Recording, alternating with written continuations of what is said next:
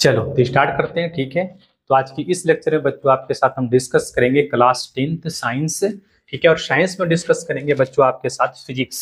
ठीक है, और फिजिक्स का जो चैप्टर है उसका नाम है बच्चों मानव नेत्र। क्या नाम है बताओ? मानव नेत्र।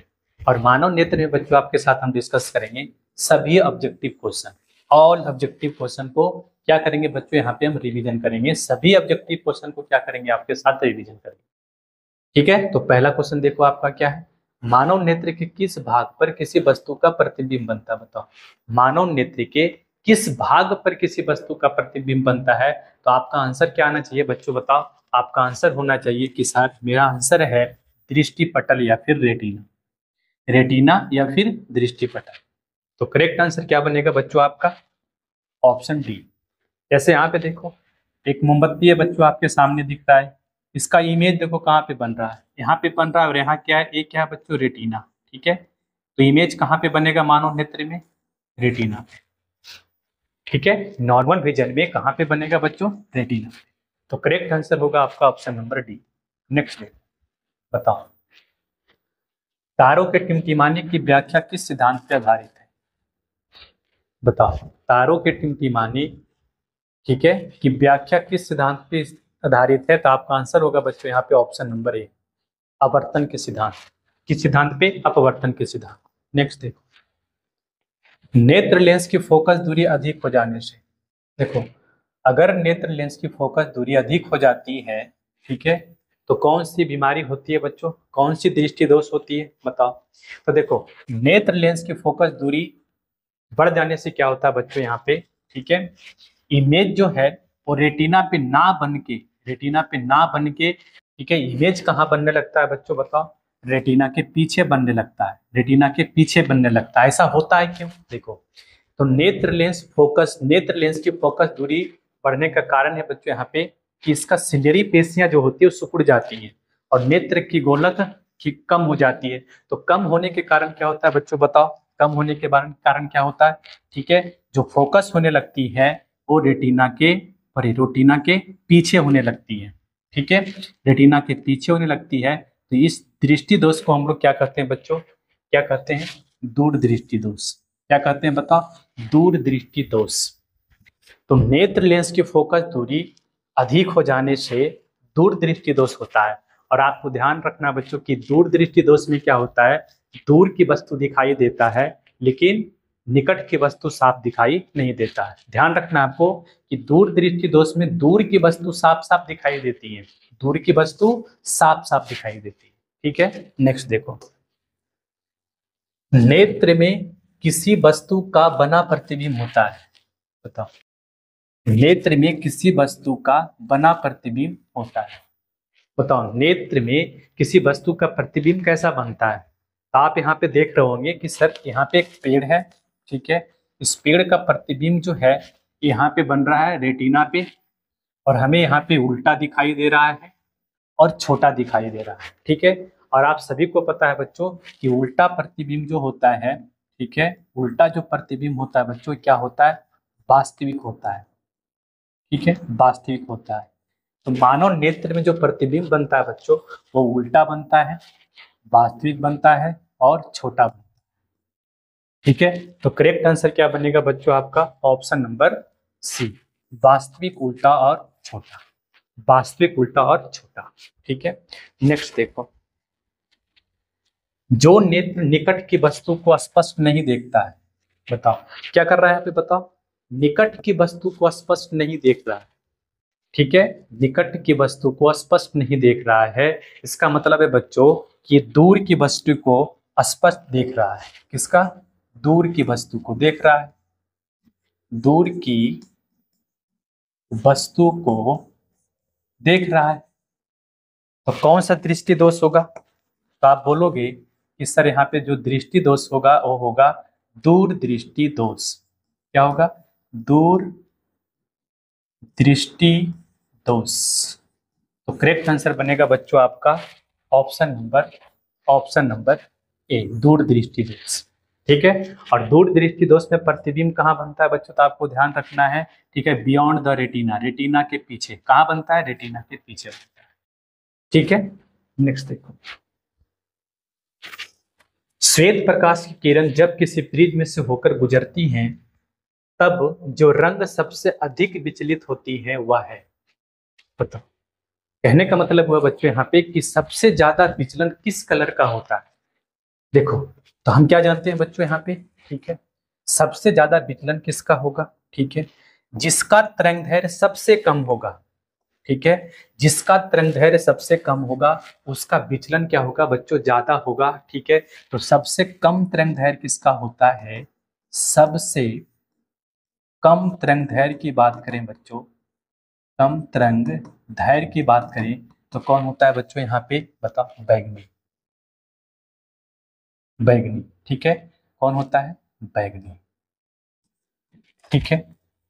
अब विचलन क्या होगा बच्चों ज्यादा, बताओ, विचलन सबसे ज्यादा होगा, विचलन सबसे ज्यादा किसका होगा बच्चों आपका, तो बैगनी का, ठीक है, विचलन सबसे ज्यादा किसका होगा, बैगनी का।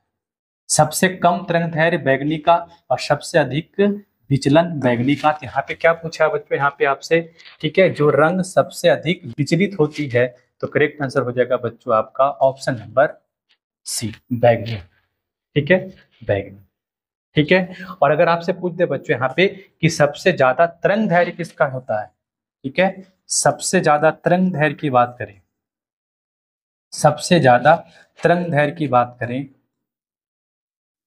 तरंगदैर्घ्य की बात करें तो इसका आंसर हो जाएगा बच्चों आपका लाल, ठीक है, और सबसे कम विचलित भी वही होगा, लाल, ठीक है। नेक्स्ट देखो,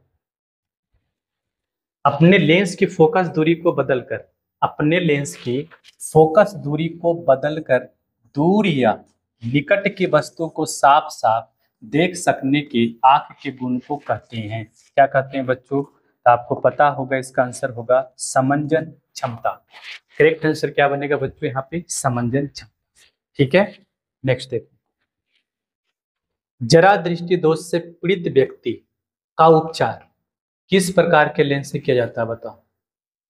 जरा दृष्टि दोष से पीड़ित व्यक्ति का उपचार जो होता है बच्चों, होता है बाईफोकल लेंस से, बाईफोकल लेंस से, ऑप्शन नंबर बी। नेक्स्ट देखो, स्वस्थ मानव नेत्र के लिए निकट तथा दूर बिंदु क्रमशः होता है। एक स्वस्थ मानव के नेत्र के लिए निकट तथा दूर बिंदु कितना होता है, तो बताएं बच्चों आप सभी को कि निकट बिंदु जो होता है कितना होता है, 25 सेंटीमीटर, ठीक है, और दूर बिंदु कितना होता है बच्चों बताओ, तो दूर बिंदु जो हो जाएगा आपका वो हो जाएगा अनंत। निकट बिंदु 25, दूर बिंदु अनंत। तो करेक्ट आंसर क्या बनेगा बच्चों आपका ऑप्शन नंबर बी, 25 सेंटीमीटर और अनंत। बताओ नेक्स्ट,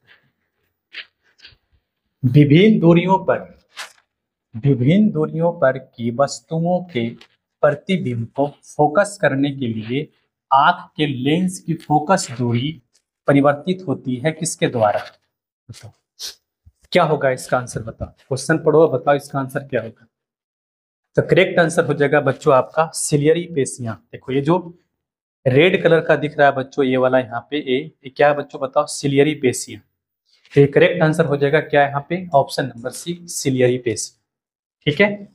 नेक्स्ट देखो, जो नेत्र दूर की वस्तु को स्पष्ट नहीं देख पाता है, ठीक है, दूर स्थित वस्तुओं को स्पष्ट नहीं देखता है, मतलब दूर की वस्तु को नहीं देखता है, तो क्या करता होगा बताओ, निकट की वस्तु देखता होगा, ठीक है, निकट की वस्तु को देखता होगा, ठीक है। तो कौन सा दृष्टि दोष हुआ बताओ, बताओ कौन सा दृष्टि दोष हुआ, तो आप बोलोगे सर दृष्टि दोष हुआ निकट दृष्टि दोष, निकट दृष्टि दोष। निकट दृष्टि दोष में क्या होता है बताओ, तो निकट दृष्टि दोष में होता है बच्चों कि निकट की वस्तु दिखाई देती है और दूर की वस्तु दिखाई नहीं देती है। तो करेक्ट आंसर हो जाएगा बच्चों इसका ऑप्शन नंबर निकट दृष्टि दोष, ठीक है। नेक्स्ट देखो, किस दृष्टि दोष में किसी वस्तु का प्रतिबिंब रेटिना के आगे बनता है, रेटिना के आगे, बताओ रेटिना के आगे कब बनेगा बच्चों बताओ, तो निकट दृष्टि दोष में, निकट दृष्टि दोष में प्रतिबिंब कहाँ बनता है बच्चों? तो रेटिना पे नहीं बन के कहाँ बनने लगता है? ठीक है, in front of the retina. In front of the retina मतलब हुआ बच्चों यहाँ पे रेटिना के आगे, यहाँ पे बनने लगता है। रेटिना यहाँ है, बनता कहाँ है बच्चों? यहाँ पे रेटिना के आगे। इसका करेक्ट आंसर हो जाएगा आपका ऑप्शन नंबर 1। नेक्स्ट, नेत्र की समंजन क्षमता कम हो जाने से उत्पन्न होता है, बताओ। अगर किसी व्यक्ति की नेत्र की समंजन क्षमता कम हो जाती है तो उनमें कौन सी बीमारी होगी? निकट दृष्टि दोष होगा, दूर दृष्टि दोष होगा, या फिर जरा दृष्टि दोष? बताओ। देखो, तो समंजन क्षमता कम हो जाने से क्या होता है बच्चों? बताओ। दोनों होती है, ठीक है। दूर दृष्टि दोष भी होती हैं, दूर दृष्टि दोष भी होती हैं, और निकट दृष्टि दोष भी होती है। निकट दृष्टि दोष भी, ठीक है। इन दोनों को क्या कहते हैं बच्चों मिलाकर?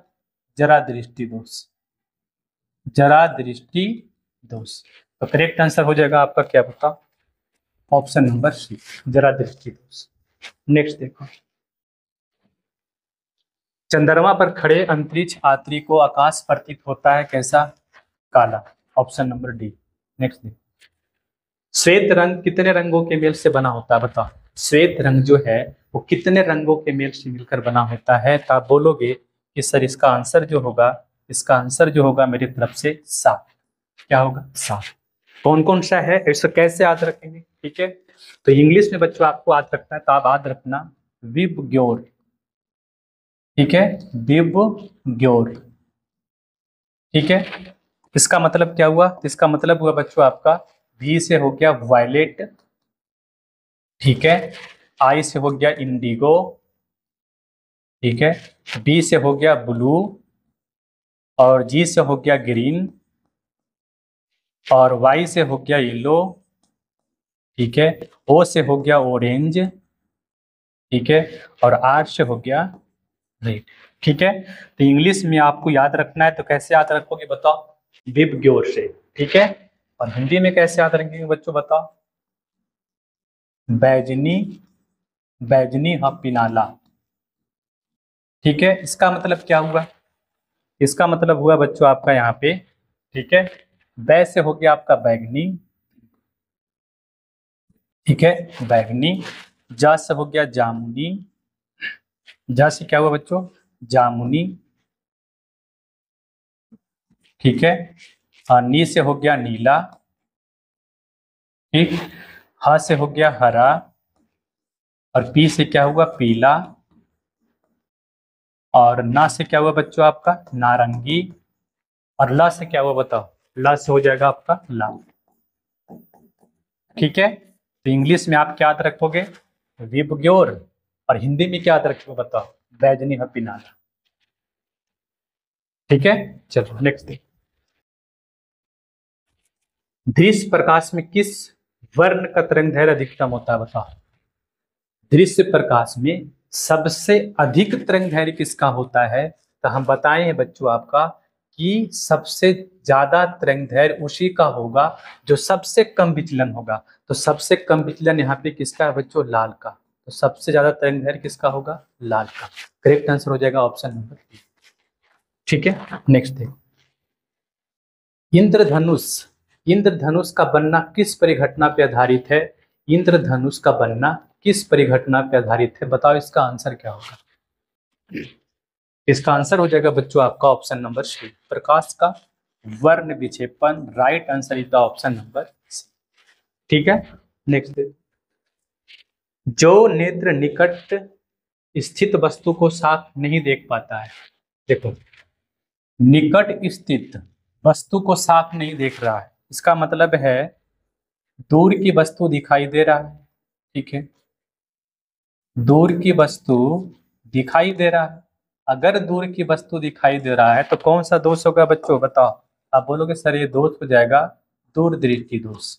दूर दृष्टि दोष, ठीक है। और दूर दृष्टि दोष में प्रतिबिंब कहाँ बनता है? ठीक है, कहाँ बनता है बताओ? आप बताओगे सर रेटिना के पीछे बनता है, behind the retina, behind the retina. तो करेक्ट आंसर क्या बनेगा बच्चों, इसका ऑप्शन नंबर है दूरदृष्टि दोष। क्लियर है।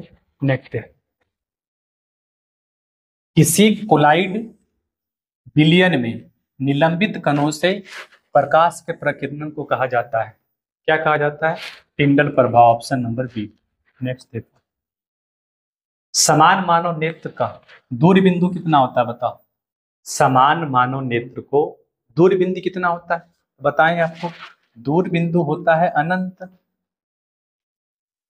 ठीक है। और निकट बिंदु कितना होता है बच्चों, 25 सेंटीमीटर। हमसे पूछा है दूर, तो करेक्ट आंसर हो जाएगा अनंत पर, ऑप्शन नंबर डी। नेक्स्ट देखो, निकट दृष्टि दोष वाले व्यक्ति को चश्मे में होता है, मतलब है बच्चों कि निकट की वस्तु साफ साफ दिखाई देता है। निकट दृष्टि दोष में क्या होता है बताओ, तो निकट की वस्तु साफ साफ दिखाई देता है, ठीक है। तो दूर की वस्तु नहीं दिखाई देता है, तो दूर की वस्तु को देखने के लिए क्या करेंगे बच्चों, बताओ क्या करेंगे, कौन सी लेंस लिखे लगाएंगे, अवतल लेंस, अवतल लेंस। तो निकट दृष्टि दोष में क्या लगेगा, अवतल लेंस, ठीक है। नेक्स्ट देखो, मानव नेत्र में उपस्थित होता है कौन सा लेंस, मानव नेत्र में उपस्थित होता है कौन सा लेंस, उत्तल कोई लेंस नहीं होता, अवतल होता है, इनमें से कोई नहीं। तो करेक्ट आंसर हो जाएगा बच्चों आपका ऑप्शन नंबर ए, कौन सा लेंस होता है, उत्तल लेंस, ठीक है।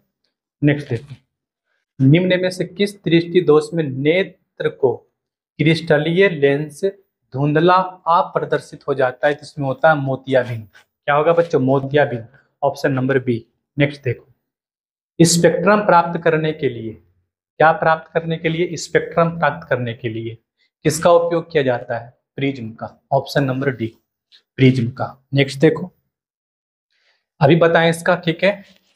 दीर्घ दृष्टि दोष के निवारण के लिए, ठीक है, दीर्घ दृष्टि दोष के निवारण के लिए किसका प्रयोग करते हैं बच्चों, तो आपको याद रखना है, ठीक है, आपको याद रखना है निकट दृष्टि दोष के लिए, ठीक है, निकट दृष्टि दोष के लिए, ठीक है, अवतल यूज होता है, ठीक है।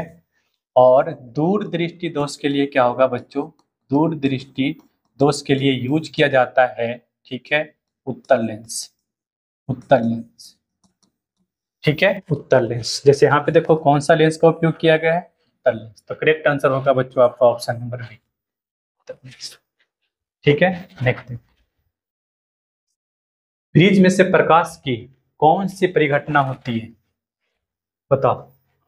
तो करेक्ट आंसर होगा बच्चों आपका ऑप्शन नंबर सी, वर्ण विक्षेपण, क्या होगा आंसर बताओ, वर्ण विक्षेपण।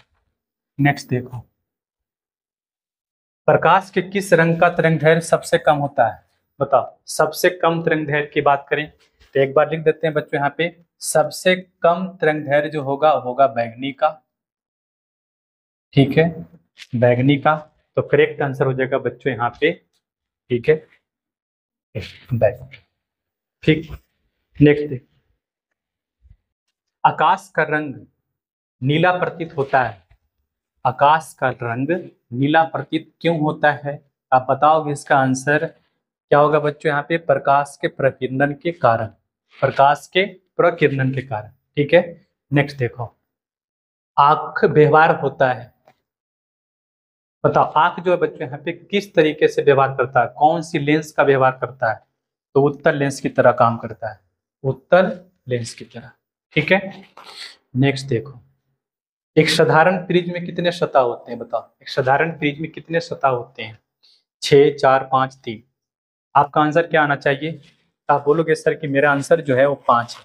देखो एक बच्चों यहाँ पे ये हो गया, 2, 3, ठीक है, और क्या बच्चों एक ये हो गया, 4, अब एक इसके उधर रहेगा तो 5, कितना हो जाएगा, 5, ठीक है। नेक्स्ट, किसी माध्यम में छोटे छोटे कणों के निलंबन को क्या कहते हैं, बताओ, कोलाइड। नेक्स्ट देखो, नेत्र गोलक का व्यास लगभग क्या होता है, बताओ। नेत्र गोलक का व्यास लगभग कितना होता है, नेत्र गोलक का व्यास लगभग कितना होता है, तो बच्चों आप याद रखना, अगर आपसे एमएम में पूछेगा, एमएम में, तो हो जाएगा आपका 24 एमएम, कितना होगा बच्चों, 24 एमएम। अगर अगर आपसे सेंटीमीटर में पूछेगा, अगर आपसे सेंटीमीटर में पूछेगा बच्चों, तो हो जाएगा 2.4 centimetre is the right answer, option देख लो, तो करेक्ट आंसर हो जाएगा आपका ऑप्शन नंबर 2.4 सेंटीमीटर। ठीक है, चलो तो ये आज का लास्ट क्वेश्चन था। ठीक है, बाकी बच्चों अगली क्लास में आपके साथ हम डिस्कस करेंगे प्रकाश के प्रवर्तन तथा अपवर्तन के सारे ऑब्जेक्टिव क्वेश्चन को क्या करेंगे आपके साथ हम लाएंगे। ठीक है।